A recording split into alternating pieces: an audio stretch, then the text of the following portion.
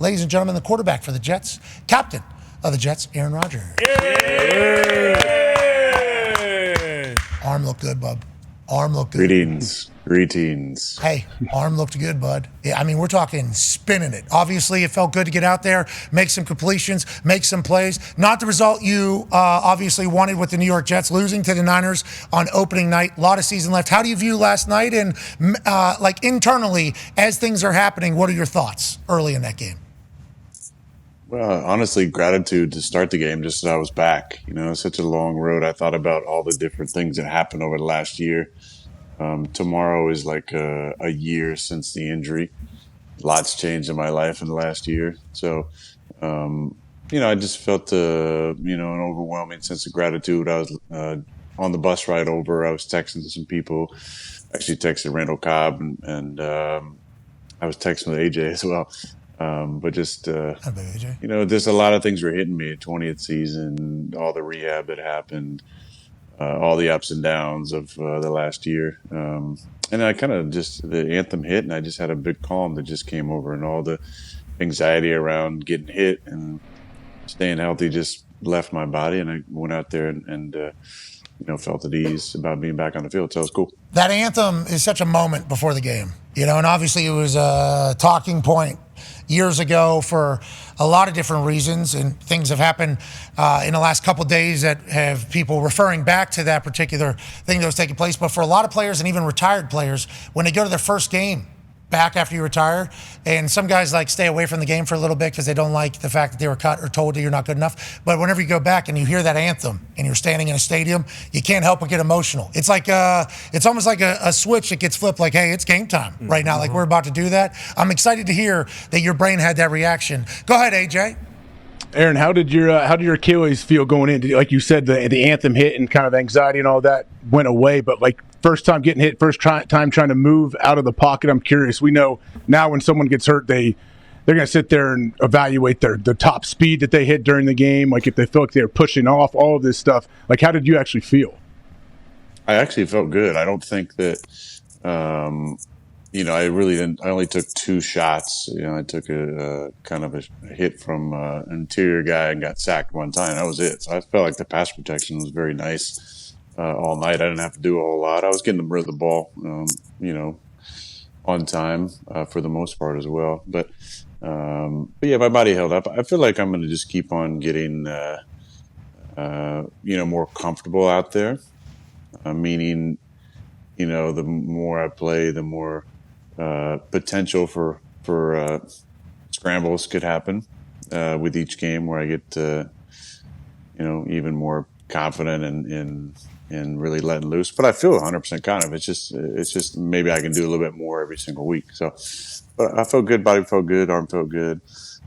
Disappointed, obviously. Would have been a pretty special just culmination to come back and to win on the road against the Super Bowl finalists. But they're a real good team. Their offense got rolling last night, and we had too many 3-and-outs, and obviously turned the ball over twice to put our defense in a tough spot. But the kicker made six kicks on a kind of medium windy night, it felt like, and we just didn't move the ball very effectively for much of the game. Yeah, shout out to Moody, obviously having a massive night. He's a Michigan man, so his team got their asses beat this weekend. So him bouncing back like that on Monday was probably good for his soul there for the Niners. Let's talk about your connection with Garrett. Seemed to be great.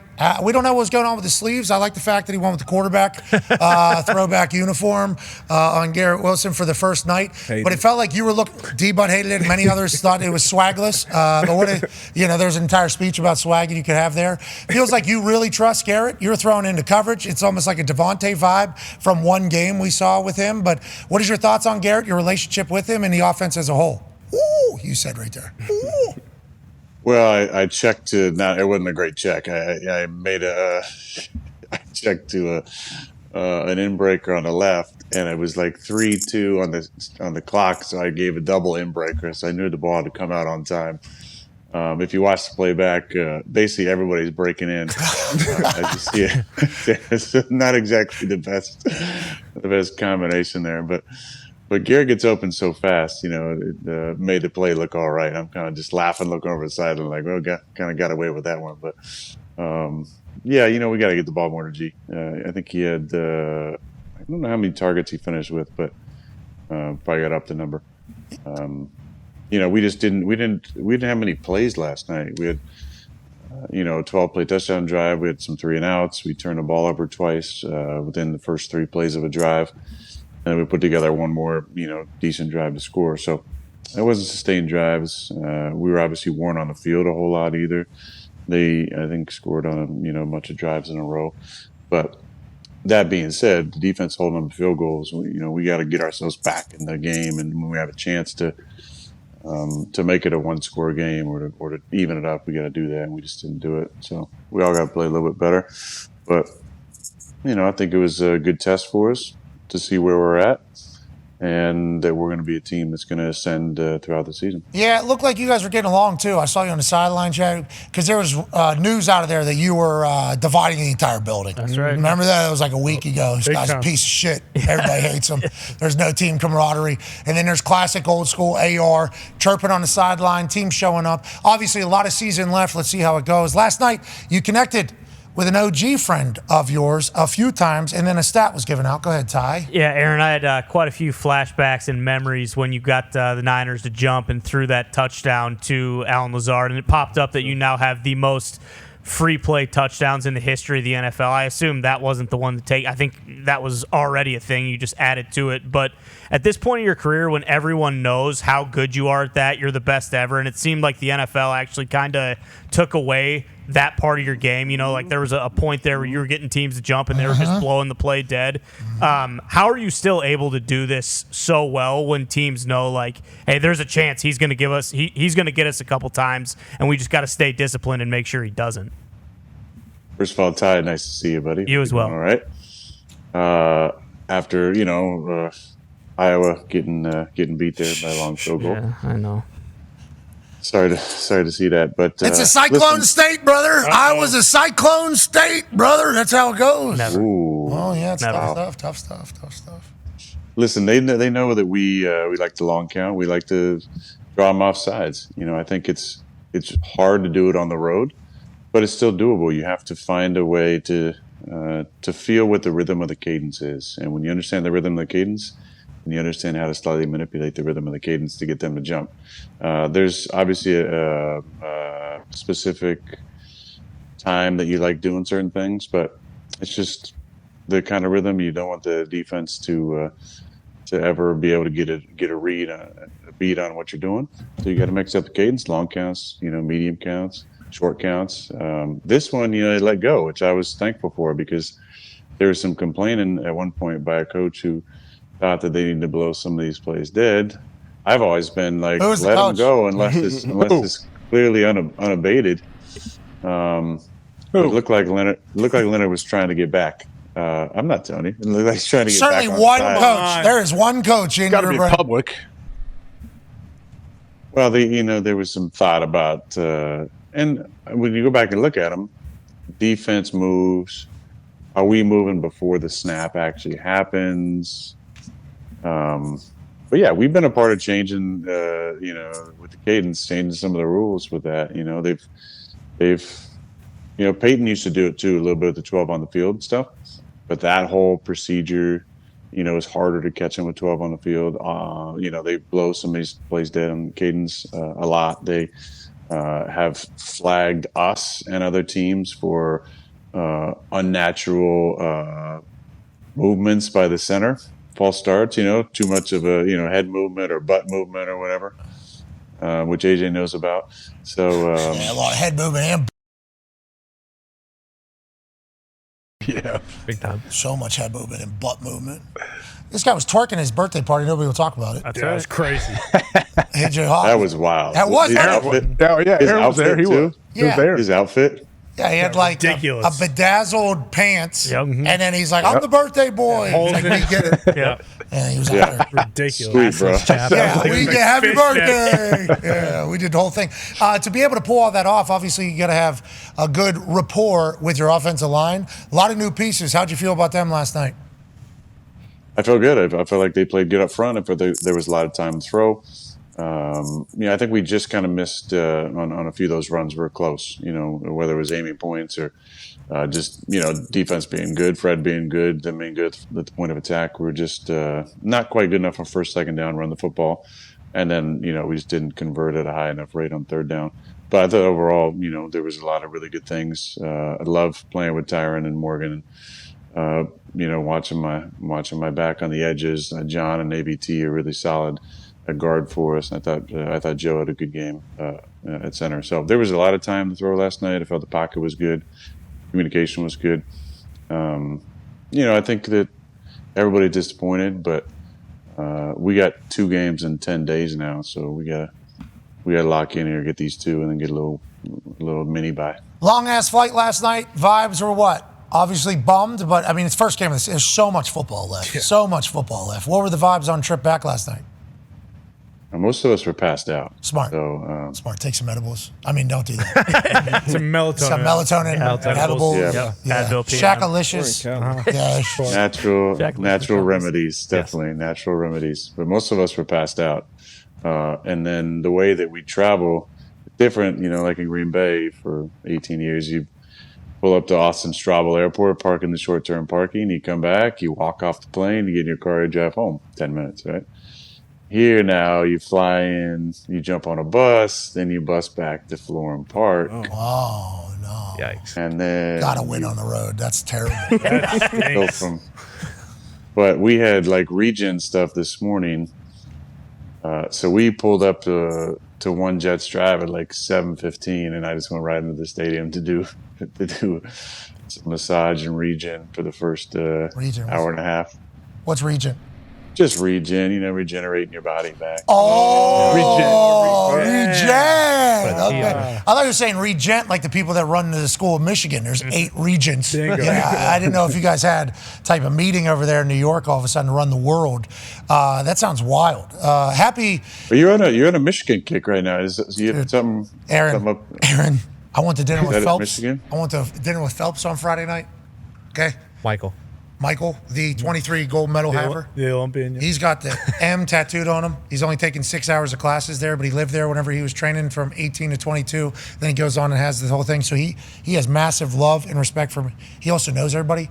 I think I was at dinner with 8 billionaires. I think there might have been 10 billionaires. There was a crowd of 11 people, 12 people. It was people have all the money in the world and run everything, and then me and Phelps. And Phelps' friend, John. Good guy. John's a stick. Shout out John. John got pretty boozed up. I think John had a pretty good time. So did Phelps. But that was my Friday of all time. But they were so kind. Everybody was so incredibly kind, obviously, because they would like me to say nice things. Whatever the case, it worked. Sure. I don't care if it's fake nice or real nice. They were incredibly nice. But yeah, they have regents. I met a few of them. They run the school. Obviously, the president reports to them. They voted in 8-year terms. There's a couple that are on the ballot this year. Obviously, they're looking for... Go ahead. There's no term limits or age limit on that? Just 8-year terms. You got to get re-voted back in. Yeah. No, term limits obviously are something that should be considered and should be talked about, especially as we watch everything kind of unfold the way it is currently unfolding. But for this particular one, 8 years, I believe, you're kind of locked in. And there are different times. I think 2 seats are up. There's 8 of them. Each, New blood all the time. Don't want a couple newbies coming at the same time destroying the institution. I'll tell you what, the 2 that I was with, they needed to remain on. they need to remain on. I don't know if they're going to win. We're talking some dogs. Absolute dogs. Speaking of that, you had to make eye contact with one of those last night before you started the game. Go ahead, Tone. Yeah, Aaron, pleasure to speak with you again. Hi, Tone. Did you enjoy that your first snaps back, you stare across the line of scrimmage and it's Fred Warner on the other side and you maybe think to yourself all right, this is as good as it's going to get on the other side of the ball? Or would you have rather, just had some slub on the other Northern side? Illinois. Northern Illinois, yeah. What a win, huh? Yeah. Powerhouse. Yeah, they are. Shout out. Yeah, there was an on-field near makeout at the end of that one too, which is pretty sweet. Gotta love it. That's college ball, baby. Listen, hey, come on. Let me just give my answer. Yeah, please. You got it. You got it. Hey, check that out, by the way. We were looking into it right now. Who was Fred Warner. Fred's a great player. Fred is a great player. I thought you were referring to making out with Fred Warner after the game. Then I realized it was the Northern Illinois potential. No, Northern Illinois game, yeah. Okay, we'll check that out for sure. Fred Warner, though, you're obviously a massive fan. First night against him, he has a huge one, obviously, immediately upon the game. He's phenomenal at the football. Yeah. Any chatting with him or anybody else? Beautiful. Listen, I got to say, we watched a clip during the week of Fred doing just that, tackling where he's wrapping with one hand and punching with the other hand. And he's as good as there is in the league at that. I always felt like Peanut Punch was the best. And then when he was out of the league, if you ever watched Josh Norman play, I feel like Josh was incredible at it. Like every one of his tackles, he wasn't even trying to tackle the guy, he was just punching the ball. Yeah. And Josh was actually on San Fran at one point when we played him. And Fred is so talented. He's smart. I've known him since he was a rookie, and he does it all, sideline to sideline. There was a time where I think I told him after a game that he was going to get the recognition he deserves. And now nobody flies on the radar. It starts with 54 and 97 on that defense, and they honestly did less pressuring than I kind of thought they were. I thought there'd be some more unscouted looks. There were some good disguises for sure. But for the most part, it was a lot of, too high coverages with some man as change up, and then lining up in man and playing some zone out of it. So it was just about execution. They executed better than we did, and that's why they got us off the field. Did you see John Lynch and Shanahan celebrate afterwards? Did it look like this Northern Illinois celebration that took place after the Notre Dame game right here? Oh. Whoa. Get in here. Oh. Get in here. Oh, they went to hug the same way. Yeah. They went to hug the same way. They just went to hug the same way. Did they? I don't know. Head tilt potential. I mean, they went. Shout out to the coach. They were jovial. They were jovial. That's passion. That's good football. That is passion. Wow. That's good football. Should have kissed him. That person just said, hey, holy shit, they paid us $1.4 million. They reimbursed us everything, and we and he wanted to hug. Nonetheless, hopefully they were happy.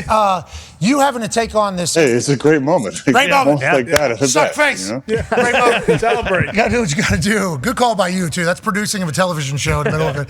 You guys should pull that up if you haven't seen it. Go ahead and grab it. We do. Great work in the back. Zito, good eyes. Foxy, good run. The Jets fans that are potentially, like I have a couple Jets fans friends. Michael Cole, most specifically, the voice of the WWE. Massive. Legend.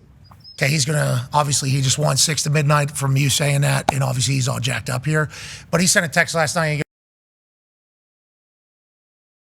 And my message to him was like, this is San Francisco 49ers. They're in midseason form, seemingly. They got a lot of pieces back there in the Super Bowl. You guys still have a lot of room to grow on the offensive side, right? And the Niners being the defense that you take on week one, is that a good thing or a bad thing? And I heard you say earlier, like kind of a check or a gauge of where we are. But is it a good thing taking on that Niners defense, which is like number 1, number 2 in the league early? Or what are your thoughts on it all? My thoughts are it's a tough place to play, and that would have been obviously a big win for us. We'd like to think that we're going to obviously go anywhere and win, but there's certain places around the league, road games against really good teams that are going to be tough ones. We know that going in. Obviously, we expect to win and want to win, but there's always going to be tough matchups. Like anybody that comes to see us at home is a tough matchup for that team. That's just facts. You go to a certain place in the league, it's tough to win. I think in general, the messaging was always going to be, if we won, we're going to the Super Bowl. If we lose, we're the shits. Yeah, Michael Cole is going to the top of a roof. Yep. And he's, all right, we're doing it again. Yeah, it's literally what the text was last night. That is actually what the text was. And they're living and dying with you, though. But I think you're right. That's great. I mean, we love it. We love how passionate they are. But it's a 17-game season for a reason. We're going to hit our stride at some point during the season. Might be starting this week and run off a bunch in a row. Might be mid-season. Might be into the season. But the most important thing is obviously getting the playoffs. Second to that, and really hand in hand, is how you're playing at the end of the season. Like we were on some good teams over the years that weren't playing our best late in the year and got ousted. And the only time we ever won it, we had to win a couple to get in. And the other time we went on a deep run, we had to win 6 in a row to get in. Ty remembers that fateful run. Oh, yeah. But it's about playing the right way at the right time. We didn't play good enough last night. No excuses. But come along for the ride. Don't, if you want to jump off now, jump off, but then don't come back. No, Michael Cole's never. I mean, he's right back in. He's still a Mets fan. I mean, He's back in. Okay. Yeah, he's always. Mets have been on a roll lately. Of course they have. Of course they have. I know you guys are big baseball fans. They've been on a roll. They're getting in they're tied for a wild card position, I believe, as of yesterday. Brother, what are you talking about? We love baseball around here. Yeah. Yeah, especially when Paul Skeens is throwing that gas. Yeah, dog. Yeah. The big gas station. He's a dog. A month away. He is a dog. I saw you with a Yankees hat though at Mike Studd's concert. I think. Yeah. Yeah. Is that? Are you Yankees? Have you made a declaration or no? You can say it. I'm whoever gives me free merch. Smart. I went to a Yankee game. I'm friends with Marcus Stroman, so I've definitely enjoyed meeting those guys. But I'd pull for the Mets as well. I'm not like I don't have loyalty. All the Kevin Mitchell's not playing anymore for the Giants. Will Clark's not playing. Matt Williams. So I don't have a strong allegiance to any baseball team. I love watching the Padres and got to know some of those guys. I lived in San Diego forever, but a lot of those guys are gone. So I enjoy playoff baseball and every now and then. Who's that dude from the Padres? Hosmer. Oh, Eric Hosmer. Yeah, he retired, but he did play for. Oh, I'd loyalty to him. Hey, nice pull. Yeah, good pull. First base. Yeah, he's a good dude. And you talk about free merch and stuff like that. Did I see an Aaron Rodgers Huga House hat last night? Yeah, shout out to Jake Ryan and the boys at Huga for making that hat for me. It had like a 2 and a 0 on it. I remember in 20 years. So that was just a nice little shout out for him and his company. They've done a great job. There's a lot of guys actually wearing the Huga hats around, which is pretty cool. And Jake's former teammate, Age knows him well. They used to be locker buddies and hot tub buddies. And Really? yeah, and so it's Northern I got Illinois. a couple of those hats, so I'm always rocking those. Yeah, there we go. Yeah, you've been Bring it pushing up. the Huga House for a long time, and obviously Huga is Swedish for do what you love. Danish, yeah. Danish for do enjoy your Love your life. Love your life. Cherish the little Love, things. live, sweat laugh, small. laugh. Hey, there it is. I think I heard it from BC there. Cherish the little things. Oh, okay, of course. Yeah. We knew that. I love it. I like that it's every time I see it, I think to myself, positive, Swedish. Now I know I it's used Danish. to see AJ and Jake in the hot tub talking about this late at Cherish the tiny things is what he said to AJ, and AJ was like, "Amen, brother." Especially No, in the the little cold tub. things, yeah. Oh yeah, Yeah, okay, little yeah. things. I understand. I understand what you're saying there. Speaking of cherishing the little hot things, start. Yeah, hot start. it's Danish. I mean, how would I have known? Close. You get it. Hey, what was in your big duffel? Do you have a dead body in that big old duffel bag? You're allowed to carry roller bags. You know that, right? Can you pop that picture up, Z? Just a full video. Yeah, probably. They showed you walk in. You walk in, that bag was bigger than you. I know I was in between. I had some things I wanted to bring. I wanted to bring, my Theragun. I wanted to bring, some other things. I had to change Plant clothes. medicine.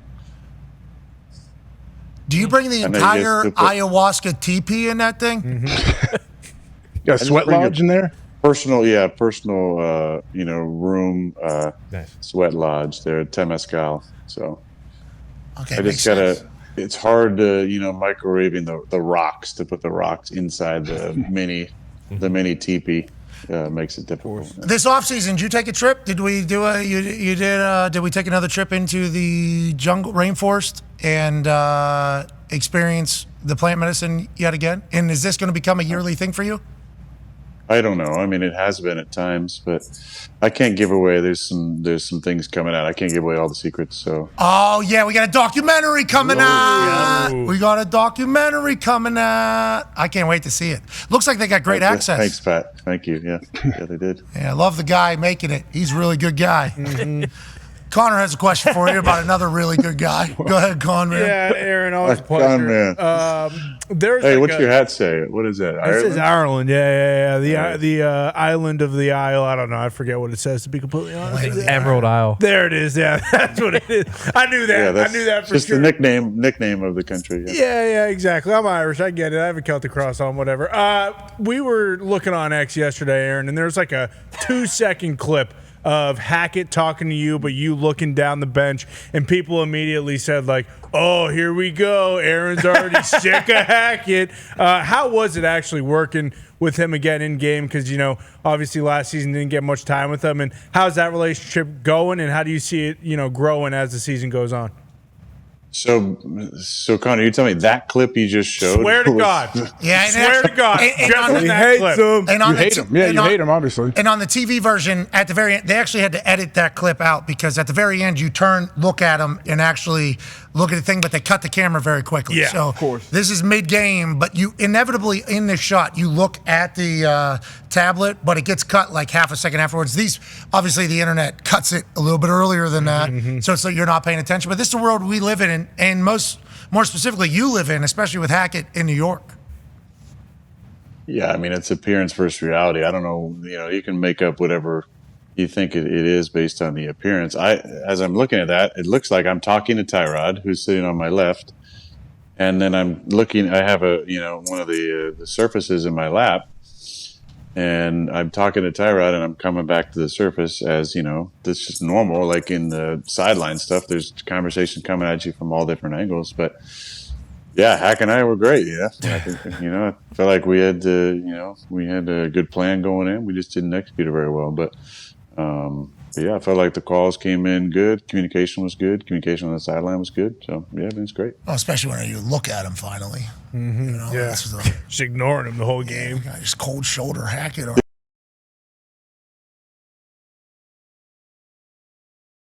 I'm legit 500 retweets. People were like, "Look at this already. Rodgers is done with put it." it out. Yeah, well, Of course, yeah. Some guy. Yeah, I don't know. they're the worst. There's some people that are great on the internet. A lot of talent on the internet. Yeah, absolutely. Very funny people. There's a lot of talent, a lot of funny people. Breaking their necks. All right. I believe that's a congressman or something like that. D-Bud has a question for you, A-Rod. Yeah, Ty brought it up. I was a victim of one of those offside touchdowns, too. If you jump offsides, D-lineman, just keep running to the damn quarterback. But anyway. You should have picked that. You should have picked that one I should have, but Jordy, he got brought up on the show. He is a strong. At it until I landed. I'm like, God damn. But anyway, moving on to your doc coming out. Obviously, going to get behind the scenes of you rehabbing. And we had J.K. Dobbins on yesterday. Absolutely electric. Seems like a guy, just great vibes. I know he was a part of that Achilles factory crew as well. Have you kind of talked to those guys since the season started? He had a big game, obviously, closing out that win against the Chargers. How's that connection going, if it's still going? Yeah, J.K. Was really, really important for me. Because he made every day's rehab just a little bit brighter. If you've ever been around JK, he's one of the nicest guys. He's just like always in a good mood. He's happy. He's funny. And after about, a couple hours in the day one, he realized there's going to be some back and forth here. You're going to give me some shit. I'm going to give you some shit. I'm going to tell you how young you are and how I'm beating the hell out of you in the rehab. And that was just our banter every single day when it came in. Like, are you still working? Who's doing more hours? Who's coming back, who's making the biggest jumps. But I needed it, Chargers. And to watch him go out there and have 10 carries for 135 and a touchdown was so freaking cool. And just to see him smiling and laughing and, more importantly, just healthy. I just know what kind of guy he is. He's a special human being. And I reached out to him, and he sent me a nice message back. And I reached out to a lot of people in the last, 48 hours who were really important to me during my rehab. Everybody, obviously, from my surgeon to my PTs to people I work with in the Valley in LA to the people, with the Jets. And he was one of them just because, I was healing both mentally and physically. Yeah, let's talk about that because the Achilles factory, we had a chance to experience it all last year with you. Shout out to Dr. Neil Elitrosh, who looks like a movie character of a Dr. Neil Elitrosh. So cool. That's true. Yeah, and everything about him is sweet. But like that locker room feel is very important. Whenever players leave the game, they always say they miss the locker room, they miss the camaraderie. How nice has it been to be back in the locker room with the boys? How nice has it been to be back in your normal life for the last 20 years, kind of around so many different backgrounds and cultures and personalities and opinions and everything that makes the locker room great? How has it been being, kind of dropped back in there? Yeah, it's been great. We got a fun little corner. For whatever reason, last 2 years has been kind of the corner of all the great conversations. I got Tack on one side. I got Tyron. I got Javon Kinlaw. I got Morgan Moses is over there. Lecky is over there. It's a fun group of guys.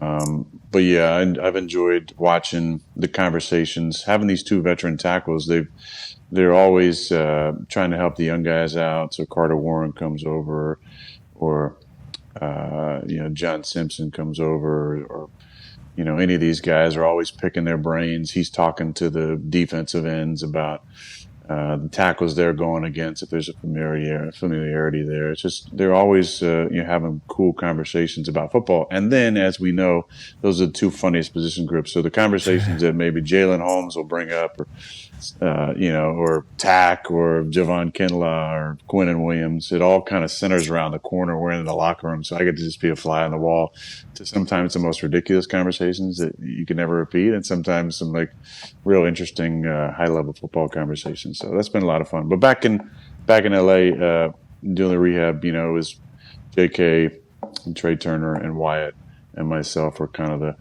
the guys that made that thing go, and we tried to get everybody to push themselves, but to have a good time with it too. And we're always pulling little pranks on each other and stuff. Yeah, you need that, man. You need the camaraderie. There's so many different, depending upon who you listen to, and boy, there's a lot of people to listen to, but it's like humans are social beings, especially whenever you're a team player. Football locker rooms are just like the coolest place on earth. And whenever you get pulled out of there, you got to try to find yours immediately. And it's like, I couldn't even imagine you walking back in there, and you talk about the two funniest position groups. D-line, anytime they're doing anything, just that's what the next Netflix thing needs to be. They had quarterback and receivers. Just do D-line. Just call it D-line. Yep. And just do like a Big Brother type camera in D-line rooms around the entire NFL, and just make them 3-minute clips and just run them back to back to back. And then we'll see you next week, and just do the same damn thing. It never ends. Do you feel old? Do you feel old in there? Are you learning new things, new lingo, new convo? And what is it like being the oldest guy in the league? 40, I think? Yep. Age 40. How does it feel? How does it feel in that entire department? All feels great. Feels great. Some days I wake up and feel 40. Some days I wake up and don't. I feel younger. I feel spry. I feel, into the conversation. I can hang. Every now and then, there'll be certain topics where I, get called in on to be the de facto expert on, which I'm sure people would hate me just saying a sentence like that. But I'm really talking about. They'll cut that. I'm really talking about stuff that happened in the 90s, when I was kind of growing up. But yeah, it's a good group of guys. I mean, everybody's different, but like you said, the O-line and the D-line are the two best rooms. And I think you could do these shows that they're doing and do an O-line one and a D-line one and be comedy. I mean, to be able to just get in the rooms, get in the minds of these guys, because they're special humans, and there's always some unique characters in those rooms. But I feel good, man. I feel really good. I was happy to get through the game and to grow confidence in my body, and to be healthy is a really special blessing. So I don't take that for granted. Obviously want to play better and look forward to bouncing back this week. Go ahead, AJ.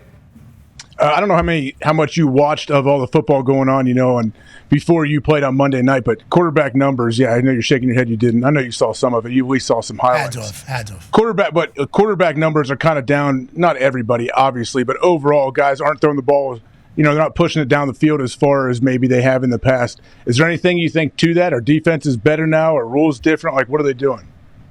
Seemed like an overreaction from week one, honestly. No. That's what it is. What? Yeah. Whoa. We don't do that. Journalistic standards. We don't do that. Okay? It's a proper reaction to stuff we just learned. Also, I think that there's been some rule interpretations that are starting to swing back the other way. And then, there'll be not enough scoring for the league, and then they'll swing it back the other way. Whoa. Conspiracy theorist. No, that's just how it goes. I think the league could admit that, right? That's how it usually goes. But defenses are good, man. They're good. They're figuring out some of the stuff. So I think you're going to see more teams using some 12 and 21 personnel because so many teams want to play nickel the entire game. Okay, so, I have a question for you.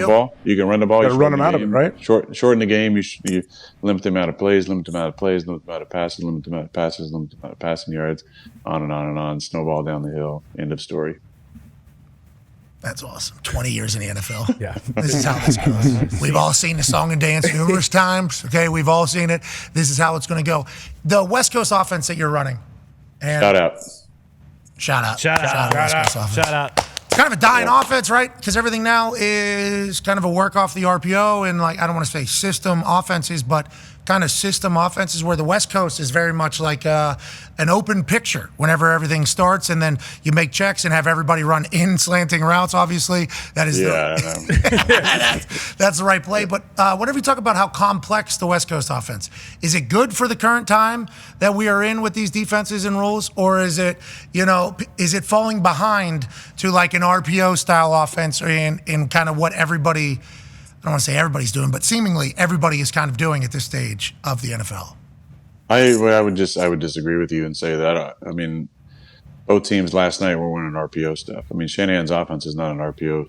That tree is not an RPO offense. We never ran. It was an RPO offense in Green Bay when we were dynamic in 20 and 21. It was, there was a few plays a game maybe where there's some run with some bubble action or a vertical version of it, but I would say that the RPO stuff is actually more. It's waned. There's much less of it. The read option, there's less of it now. It's all about pre-snap motion and shifting to create angles in the run game or to create consternation on the defense, especially if they're in match principles or man principles. That to me seems to be the way to go. I think there will never be an end to the necessity to be able to be quarterback that can play under center. And I'm going to stand by that, as far as these teams go in college, never huddling up, never under center, clap cadences. That to me, there's always going to be places for guys that can play under center, that can read it from under center, that can drop back and take a normal drop. I think, as Tom would say, I think has said, some of the rule changes have allowed for some quarterback play that rewards, in the past would be bad decisions, throwing the ball into tough spots for a teammate, guy getting drilled over the middle. He just wouldn't do that, growing up in the league. But I think overall the West Coast offense is not the offense that you're seeing. No, I think what I saw from Dallas last year seemed to be more of kind of the hybrid West Coast offense that we ran under Mike actually for years in the 2010s. It looked like some of the old stuff we were doing. What we're doing, we have a lot of concepts that can be West Coast based, but it's way more about pre-snap motion, matchup, different things. So I'm not shitting on your thing about RPO stuff, and I'm sure there's conversation around it, but I would